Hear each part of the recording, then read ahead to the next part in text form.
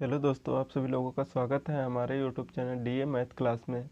तो आज हम लोग स्टार्ट करेंगे प्रश्नावली 1.2 चैप्टर 1 का वास्तविक संख्याएं की प्रश्नावली 1.2। तो बिना देरी किए देखते हैं हमारा पहला क्वेश्चन क्या बोल रहा है। हमारा पहला क्वेश्चन बोल रहा है निम्नलिखित संख्याओं को अभाज्य गुणनखंडों के गुणनफल के रूप में व्यक्त कीजिए। पहला है 140, दूसरा है 156, तीसरा है 3825, चौथा है 5005 और छठा है 7429। तो देखते हैं इसमें पहला। तो आपको पहला बोल रहा है 140। 140 के हम लोग अभाज्य गुणनखंडों के गुणनफल के रूप में व्यक्त करेंगे। तो हम लोग यहाँ पे करते हैं 140। तो ये 2 से काटेंगे हम लोग, तो यहाँ पे हो जाएगा आपका 2 सती 14, ये आपका 0 उतर आएगा। फिर 2 से ये आपका हो जाएगा 2 तिया 6, 2 पंची 10। अब इसको हम लोग 5 से काट देंगे, 5 सते 35।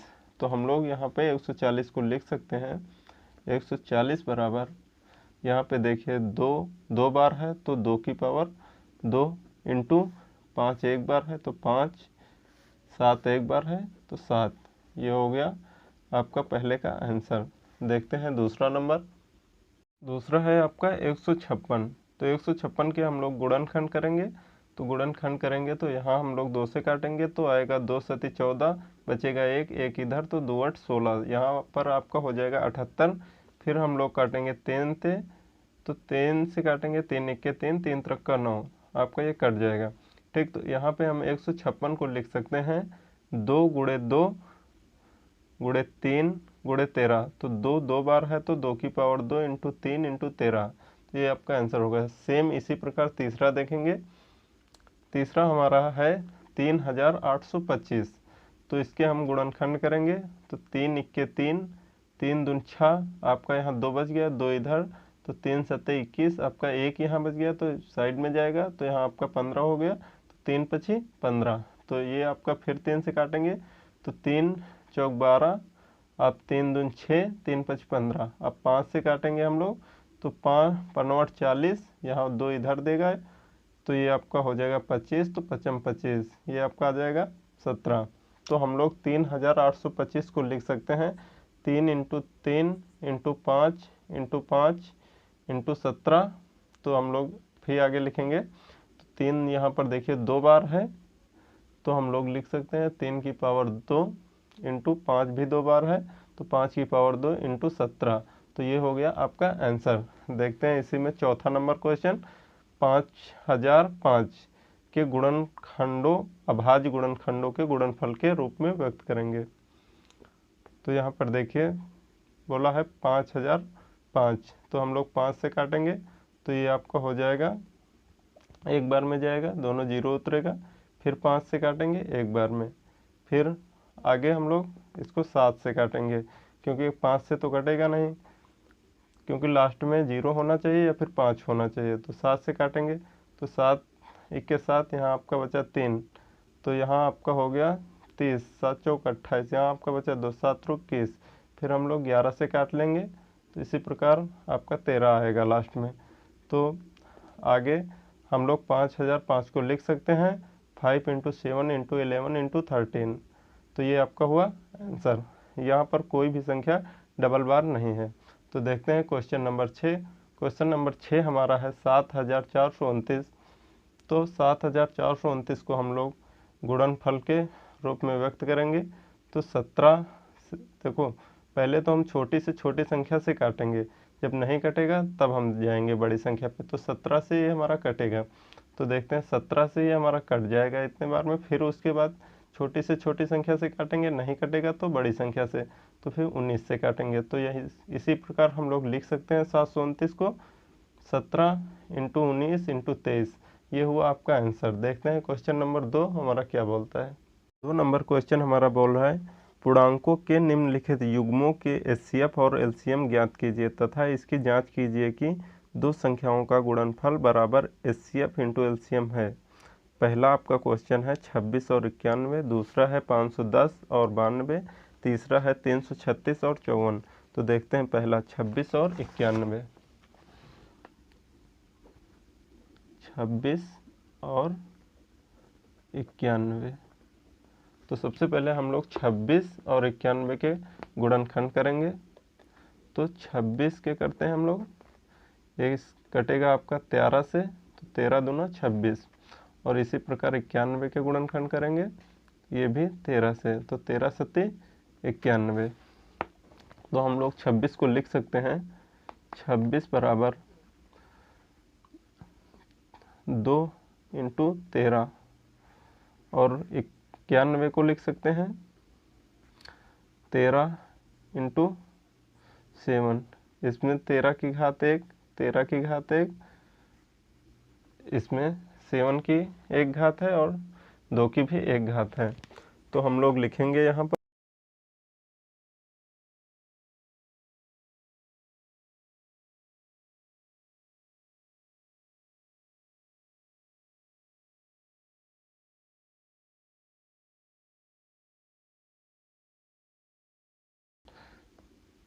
इसलिए HCF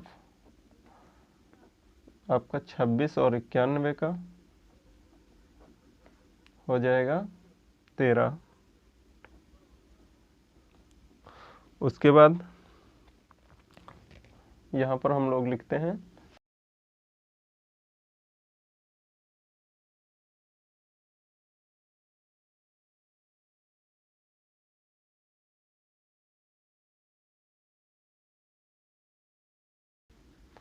प्रत्येक अभाज्य गुणनखंड की सबसे बड़ी घात है जो दोनों में समृद्ध हों। जैसे सबसे बड़ी घात आपकी है ये 2 की पावर 1, और ये आपकी 13 की पावर 1, और ये 7 की पावर 1। तो हम लोग यहाँ पर लिखेंगे एलसीएम, इसलिए एलसीएम आपका हो जाएगा 26 और 91 का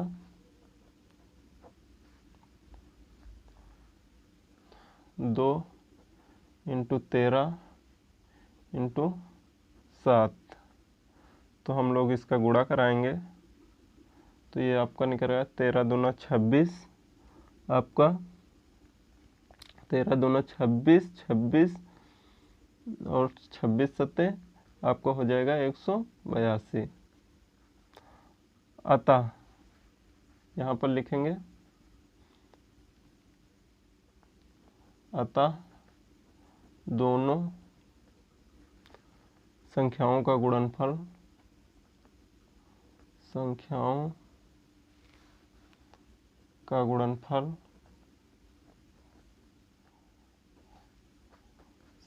बराबर, दोनों संख्याएं हमारी हैं 26 और 91। 26 इंटू 91 आपका आएगा, जब हम लोग इसका गुणा कराएंगे तो 2366। और यहाँ पर देखेंगे HCF और LCM का, HCF इंटू LCM का गुणनफल। तो आपका यहाँ पे HCF देखिए, आपका HCF दिया है 13 और LCM 182। तो इसका हम गुणा कराएंगे 13 इंटू 182। जब इसका गुणा कराएंगे तो ये निकल के आएगा 2366। तो हम लोग लिख सकते हैं यहाँ पर अतः दोनों संख्याओं का गुणनफल बराबर HCF इंटू LCM।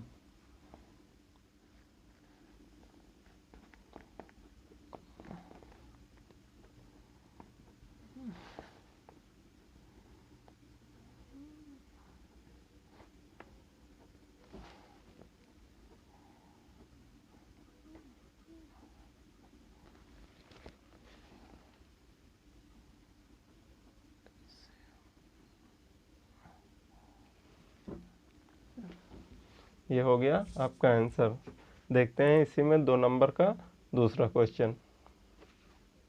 2 नंबर आपका क्वेश्चन है 510 और 92।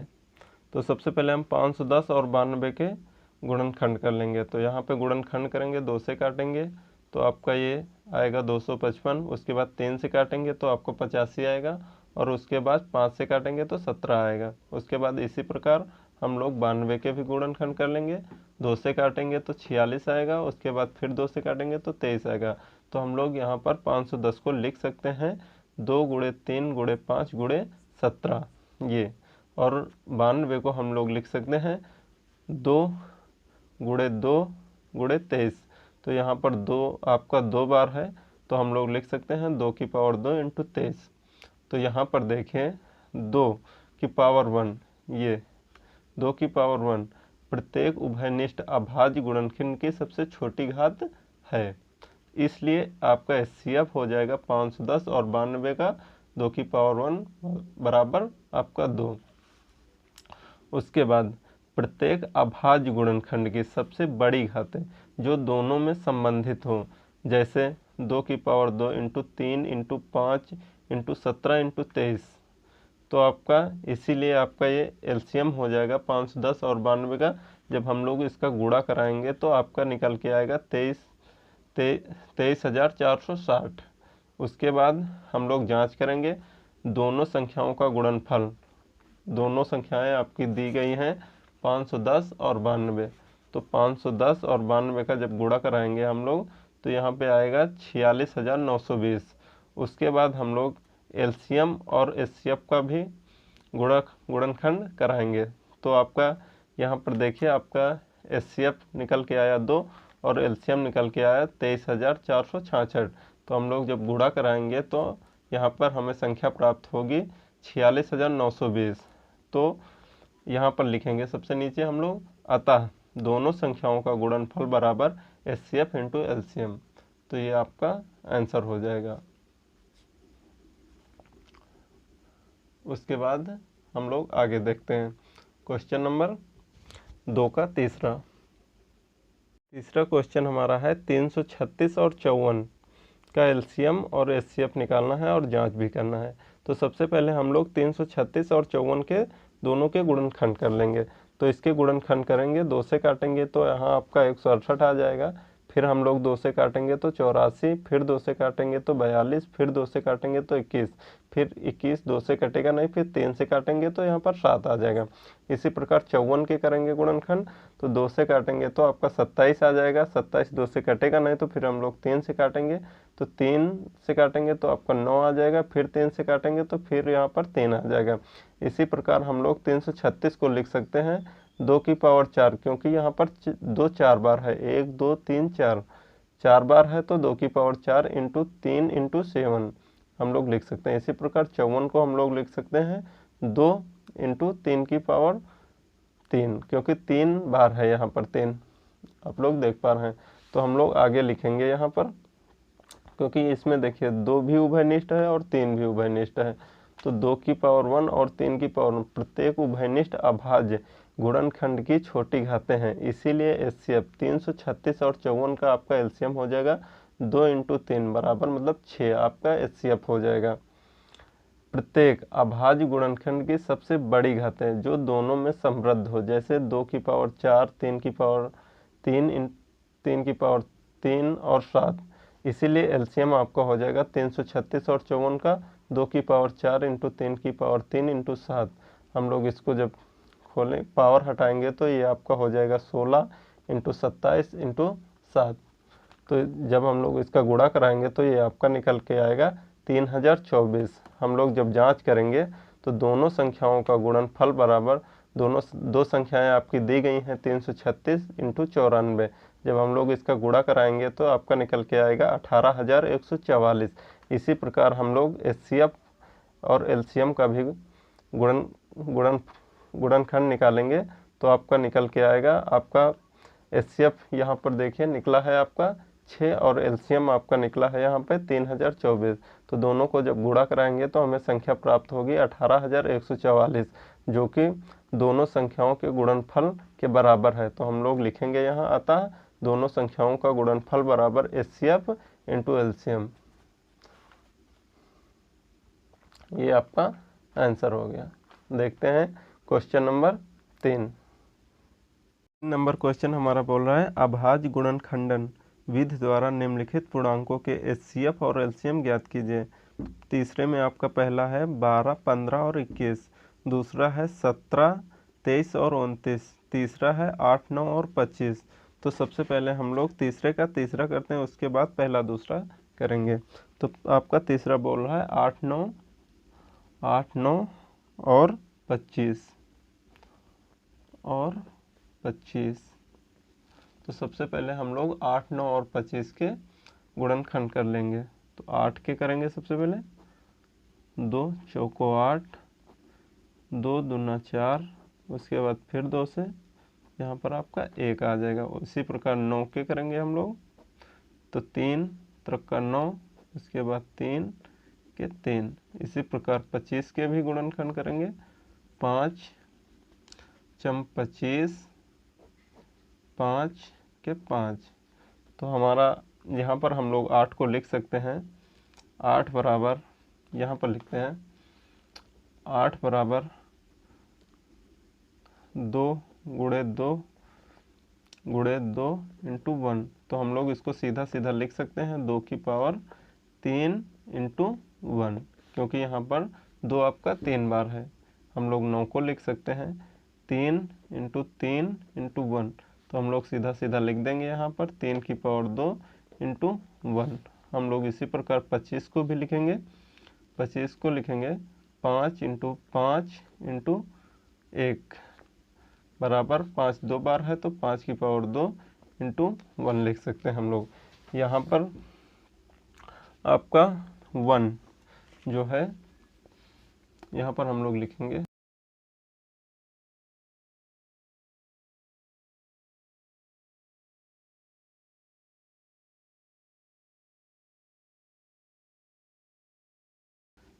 एक की पावर 1 प्रत्येक उभयनिष्ठ अभाज्य गुणनखंडों की छोटी घात है, इसलिए HCF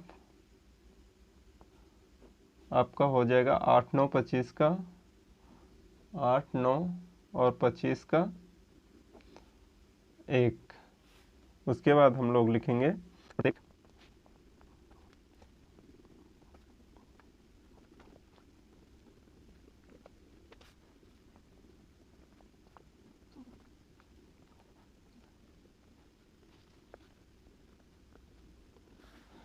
प्रत्येक अभाज्य गुणनखंड की सबसे बड़ी घात जो दोनों में समृद्ध हो, जैसे 2 की पावर 3, 3 की पावर 2, 5 की पावर 2। इसलिए LCM आपका 8 9 और 25 का हो जाएगा 2 की पावर 3 इंटू 3 की पावर 2 इंटू 5 की पावर 2। तो ये आपका हो जाएगा 2 दूना 4 दूना 8 इंटू 3 त्रिका 9, आपका ये 5 25। तो यहाँ पर आपका हो जाएगा, आगे देखते हैं थोड़ा, आपका ये हो जाएगा 9 8 72 इंटू 25। उसके बाद हम लोग गुणा कराएंगे इसका 72 और 25 का, तो आपका यहाँ पे निकल के आएगा 72 और 25 का जब हम लोग गुणा कराएंगे तो यहाँ पर आपका 1800 निकल के आएगा, 1800। ये आपका हो गया आंसर। ये आपका LCM और ये आपका HCF। इसी में देखते हैं 3 नंबर का क्वेश्चन पहला। 3 नंबर का पहला क्वेश्चन हमारा है 12 15 और 21। तो सबसे पहले हम लोग 12 15 और 21 के गुणनखंड कर लेंगे। तो सबसे पहले 12 के करते हैं, तो 12 के करेंगे तो हम यहाँ 2 से काटेंगे, तो 2 छाक 12, फिर 2 से, तो 2 तिया 6। उसी तरह हम लोग 15 के भी करेंगे तो 3 से काटेंगे, तो 5 तिया 15। सेम इसी प्रकार हम लोग 21 के भी करेंगे तो 3 सते 21। 12 को हम लोग लिख सकते हैं 2 की पावर 2, क्योंकि इधर 2 बार है, इंटू 3। उसके बाद हम लोग 15 को लिख सकते हैं 3 इंटू 5, यहाँ 3 ये 5। उसके बाद 21 को इसी प्रकार हम लोग लिख सकते हैं 3 इंटू 7। उसके बाद आपका HCF हो जाएगा 12 15 21 का अभाज्य गुणनखंडों की उभयनिष्ठ की सबसे छोटी घात का गुणनफल। जैसे तीनों में जो है उभयनिष्ठ है, तीनों में तो आपका 3 है, तो 3 की पावर 1 बराबर 3। आपका ये हो गया 3 HCF। इसी प्रकार हम लोग देखेंगे LCM। तो 12 15 और 21 का अभाज्य गुणनखंडों की सबसे बड़ी घातों का गुणनफल, जैसे 2 की पावर 2, 3, 5, 7। इसी प्रकार 2 की पावर 2 इंटू 3 इंटू 5 इंटू 7। तो सबसे पहले जब हम लोग तोड़ेंगे 2 को, तो आपका ये जो 2 लिखा है 2 की पावर 2, तो इसका मतलब होता है 2 गुणे 2। तो यहाँ पे देखिए आपको मिल जाएगा, आपको हो जाएगा 4 इंटू 3 इंटू 5 इंटू, जब हम लोग इसका गुणा कराएंगे तो यहाँ पर आपका 420 निकल के आएगा। तो ये आपका एलसीएम हो गया और ये आपका एचसीएफ। इसी प्रकार हम लोग देखेंगे 3 नंबर का दूसरा क्वेश्चन। 3 नंबर का दूसरा क्वेश्चन है हमारा 17, 23 और 29। तो सबसे पहले हम लोग 17, 23 और 29 के गुणनखंड करा लेंगे। 17, 23, 29 हमारे तीनों अभाज्य संख्या हैं, ये खुद अपनी ही संख्या से कटेंगी। तो इनका हम लोग गुणनखंड कराएंगे, तो ये 17 से कटेगा और ये 23 से और ये 29 से। तो यहाँ पर हम लोग 17 को लिख सकते हैं 17 इंटू 1, 23 को लिख सकते हैं 23 इंटू 1, 29 को लिख सकते हैं 29 इंटू 1। तो इसी प्रकार एचसीएफ हो जाएगा 17, 23, 29 का अभाज्य गुणनखंडों की उभयनिष्ठ की सबसे छोटी घातों का गुणनफल। तो इसमें सबसे छोटी घात आपकी 1 है, तो आपका यहाँ पे एचसीएफ 1 हो जाएगा। उसके बाद एलसीएम 17, 23, 29 का अभाज्य गुणनखंडों की सबसे बड़ी घातों का गुणनफल 17, 23, 29 का जब हम लोग गुणा कराएंगे तो यहाँ पर आपका निकल के आएगा 11,339। तो ये आपका हो गया एलसीएम और ये आपका एचसीएम। तो क्वेश्चन अगला देखने से पहले एक बार बोलूँगा, अगर वीडियो अच्छा लगे तो लाइक कर देना और अपने दोस्तों के साथ में शेयर ज़रूर कर देना। देखते हैं क्वेश्चन नंबर 4 नंबर क्वेश्चन हमारा बोल रहा है एचसीएफ 306 और 657 का 9 दिया है। उसके बाद एलसीएम 306 और 657 का ज्ञात करना है आपको। तो सबसे पहले हम लोग यहाँ पे आपको दिया है, दी गई संख्याएं हैं आपकी 306 और 657, वो आपको एचसीएफ इसका दिया है 9। तो हम लोग यहाँ पे आपको एक सूत्र लिखाया था HCF into LCM, HCF into LCM बराबर दो संख्याओं का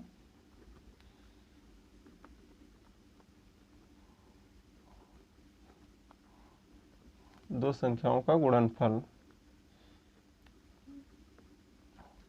तो हमें निकालना है यहाँ पे एलसीएम, तो एलसीएम को इसी तरफ रहने देते हैं। उसके बाद दो संख्याओं का गुणनफल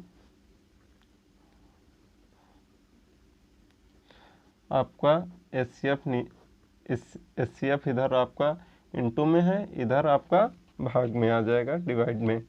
तो हम लोग एचसीएफ, हमें एलसीएम निकालना है, तो एलसीएम बराबर आपका दो संख्याओं का गुणनफल। तो दो संख्याएं आपकी दी गई हैं 306 और 657। 306 इंटू 657, आपका एचसीएफ भी दिया गया है 9। तो हम लोग इसको काट लेंगे, तो ये आपका काटेंगे यहाँ पर, तो 3 9 27, 9 त्रुक 27, ये आपका 3 हो जाएगा। आपको इधर 3 9 चौक 36, तो आपका ये 34 बार में कट जाएगा। उसके बाद हम लोग, आपका संख्या क्या बची है 34 इंटू 657। तो हम लोग जब इसका गुणा कराएंगे तो ये आपका निकल के आएगा, 22 33 8। ये आपका एलसीएम 22,338। देखते हैं क्वेश्चन नंबर 5 नंबर क्वेश्चन हमारा बोल रहा है जांच कीजिए कि क्या किसी प्राकृत संख्या n के लिए संख्या 6 की पावर n अंक 0 पर समाप्त हो सकती है। तो हम लोग यहाँ पे लिखेंगे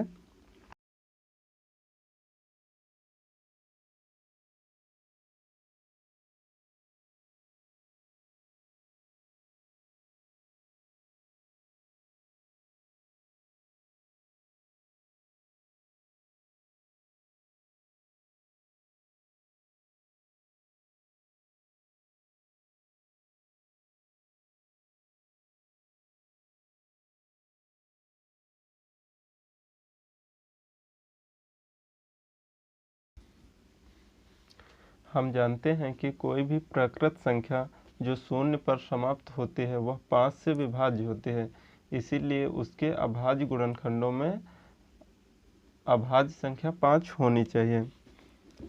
अब हम लोग देखेंगे, बोला है 6 की पावर n, तो हम लोग 6 की पावर n को लिख सकते हैं 2 × 3 पावर n, और इसको लिख सकते हैं 2 की पावर n इंटू 3 की पावर n। तो यहाँ पर देखिए, यहाँ पर 6 की पावर n के अभाज्य गुणनखंडों में यहाँ पर सिर्फ 2 और 3 अभाज्य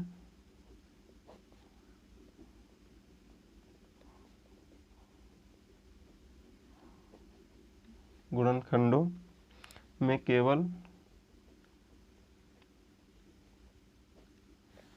2 और 3 है, 2 और 3 है। हम लोग आगे लिखेंगे,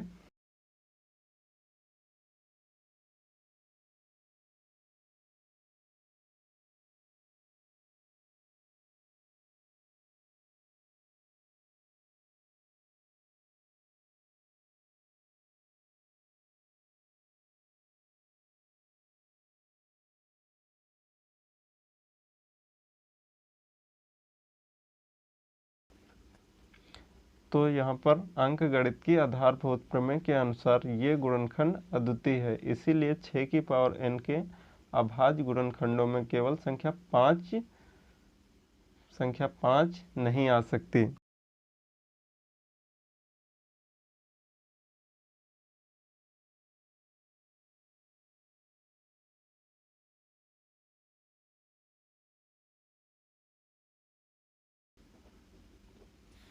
छः की पावर n किसी भी प्राकृत संख्या n के लिए कभी भी शून्य पर समाप्त नहीं हो सकती।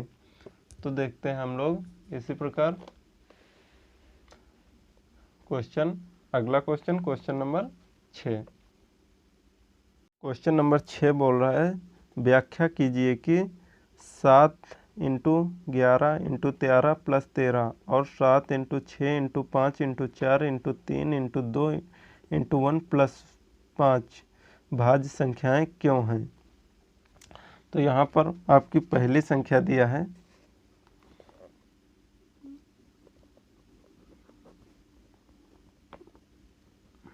पहली संख्या आपकी दिया है 7 × 11 × 13 + 13। तो यहाँ पर हमें 13 कॉमन मिल जाएगा, तो 13 बाहर निकाल लेंगे हम लोग। उसके बाद आपका यहाँ पर बचेगा 7 × 11 × 13, तो हमने निकाल लिया है एक बार। तो यहाँ पर आपका ये इंटू नहीं, आपका ये प्लस हो जाएगा, +1। इसी क्योंकि यहाँ 13 जो है आपका एक गुणनखंड है, तो हम लोग यहाँ पर लिखेंगे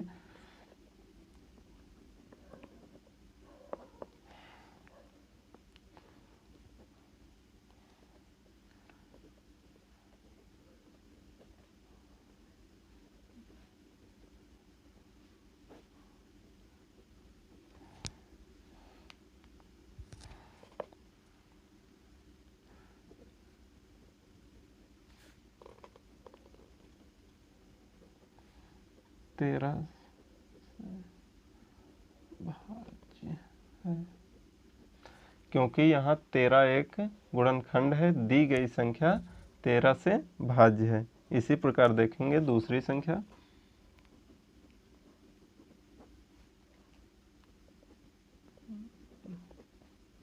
दूसरी संख्या आपका दिया है 7 × 6 × 5 × 4 × 3 × 2 × 1 + 5।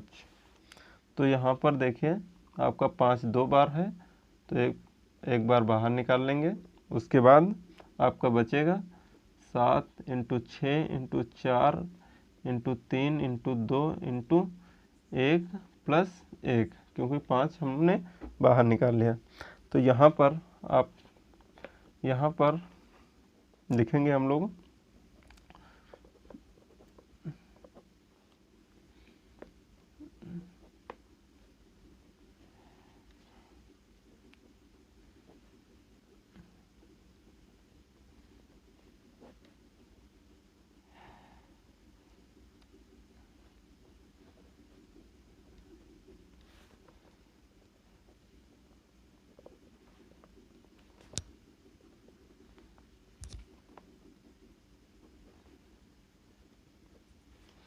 क्योंकि यहाँ 5 एक गुणनखंड है, इसलिए दी गई संख्या 5 से भाज्य है।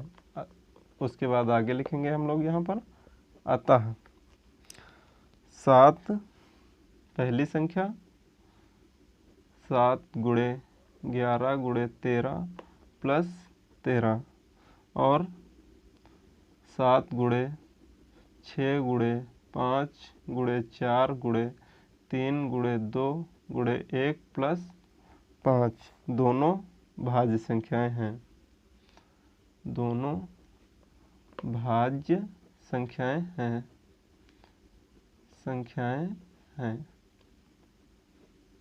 तो ये हुआ आपका क्वेश्चन कंप्लीट। देखते हैं क्वेश्चन नंबर 7 और आज का लास्ट क्वेश्चन, प्रश्नावली 1.2 का लास्ट क्वेश्चन, क्वेश्चन नंबर 7।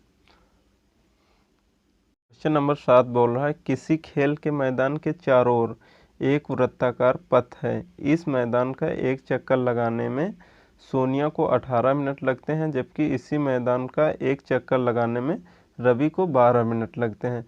मान लीजिए वो दोनों एक ही स्थान और एक ही समय पर चलना प्रारंभ करके एक ही दिशा में चलते हैं। कितने समय बाद वे पुनः प्रारंभिक स्थान पर मिलेंगे? तो हमें निकालना है कितने समय बाद वे पुनः प्रारंभिक स्थान पर मिलेंगे। तो हम लोगों को निकालना है इसका एलसीएम। तो हम लोग इसको हल करेंगे। तो हम 18 और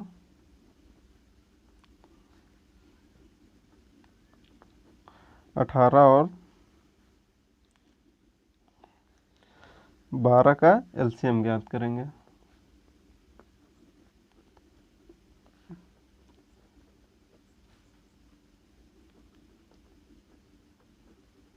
एलसीएम ज्ञात करेंगे तो सबसे पहले एलसीएम ज्ञात करने के लिए हमें 12 और 18 के गुणनखंड करने होंगे। तो सबसे पहले हम लोग गुणनखंड करते हैं। 18 के आपके ये हो जाएगा 9, उसके बाद 3 से 3 तरह का 9, उसके बाद इसी प्रकार 12 के भी कर लेंगे हम लोग। तो 2 छाक 12, 3 दूनी 6। आप इसको 2 से भी काट सकते थे, 3 ही आएगा, लेकिन सबसे पहले छोटी संख्या से काटेंगे, बड़ी संख्या से नहीं। तो उसके बाद आपका हम लोग यहाँ पर 18 को लिख सकते हैं। 18 बराबर आपका 2 गुणे यहाँ पर 3 2 बार है तो 3 की पावर 2। उसके बाद इसी प्रकार हम लोग 12 को भी लिखेंगे। यहाँ पर 2 2 बार है, एक ये और एक ये, तो सब हम लोग यहाँ पे लिखेंगे 2 की पावर 2 इंटू 3। तो यहाँ पर आपका एलसीएम हो जाएगा, यहाँ पे लिखते हैं एलसीएम आपका हो जाएगा यहाँ पर 18 और 12 का अभाज्य गुणनखंडों की सबसे बड़ी घातों का गुणनफल।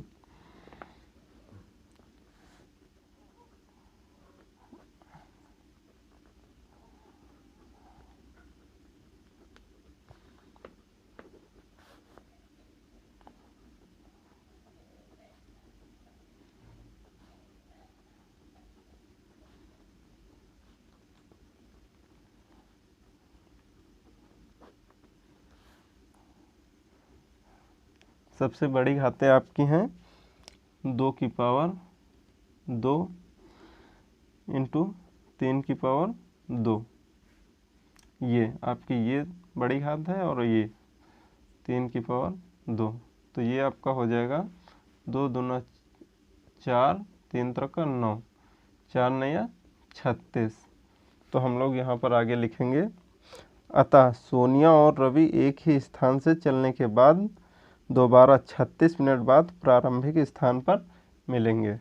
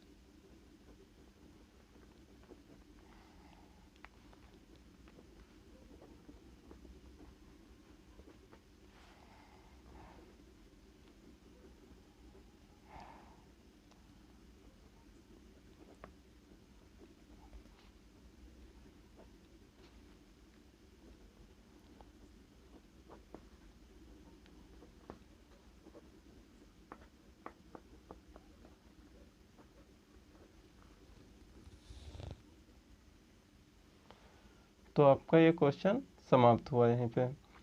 मिलते हैं अगले पार्ट में कुछ अगले क्वेश्चन के साथ में, देखेंगे अगली प्रश्नावली। तो थैंक यू, आप सभी लोगों का धन्यवाद वीडियो देखने के लिए।